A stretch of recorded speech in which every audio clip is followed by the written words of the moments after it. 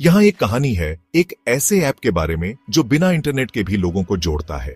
Connectivity का नया अध्याय हमदम। हिमाचल प्रदेश के शांत और खूबसूरत गांव देवभूमि में जिंदगी अपनी धीमी रफ्तार से चलती थी। चारों ओर ऊंचे ऊंचे पहाड़ और घने जंगल, लेकिन अक्सर एक समस्या लोगों की परेशानी का सबब बनती थी, इंटरनेट कनेक्टिविटी।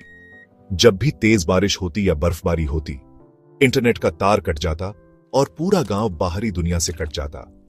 रीमा, गांव की एक युवा और उत्साही लड़की, इस बात से सबसे ज्यादा परेशान रहती थी।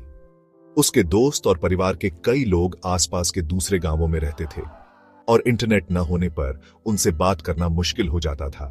एक दिन रीमा का चचेरा भाई अंकित, जो शहर में सॉफ्टवेयर इंजीनियरिंग की पढ़ाई कर रहा था, छुट्टियों में गांव आया।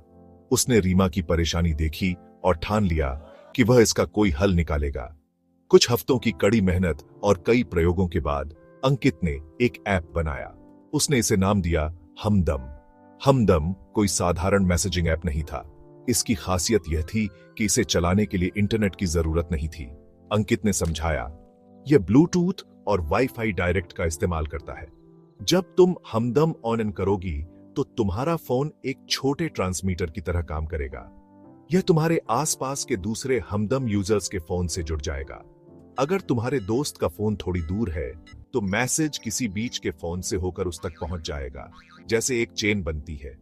शुरुआत में गांव वाले थोड़े झिझके, बिना इंटरनेट के कैसे चलेगा, उन्होंने पूछा। लेकिन जब कुछ युवकों ने इसे आजमाया और देखा कि वे वाकई एक दूसरे को मैसेज भेज पा रहे हैं, तो वे हैरान रह गए। एक बार की बात है, गांव में अचानक भारी भूस्खलन हुआ। इंटरनेट और फोन लाइंस पूरी तरह ठप हो गई। गांव में चारों तरफ अफरा तफरी मच गई, क्योंकि लोग अपने रिश्तेदारों का हालचाल नहीं जान पा रहे थे। रीमा को याद आया हमदम।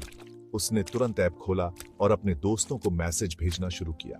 धीरे धीरे जैसे जैसे लोग हमदम ऑन करते गए, रीमा के मैसेज एक फोन से दूसरे फोन तक पहुंचने लगे। सब सुरक्षित हैं?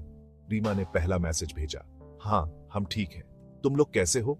पास के गांव से जवाब आया, जो कुछ फोन हॉप करके पहुंचा था। गांव वालों ने हमदम का इस्तेमाल करके एक दूसरे की लोकेशन और जरूरतों के बारे में जानकारी साझा की। किस घर में राशन कम है, किसे दवाई की जरूरत है या कौन सा रास्ता बंद है, सारी जानकारी इस छोटी सी बिना इंटरनेट वाली चेन के जरिए फैलने लगी। राहत टीमों के आने से पहले ही गांव वाले हमदम के जरिए एक दूसरे की मदद करने लगे थे।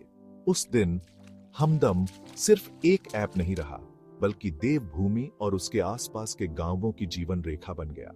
जब भी इंटरनेट की समस्या होती, लोग बेफिक्र होकर हमदम खोलते और एक दूसरे से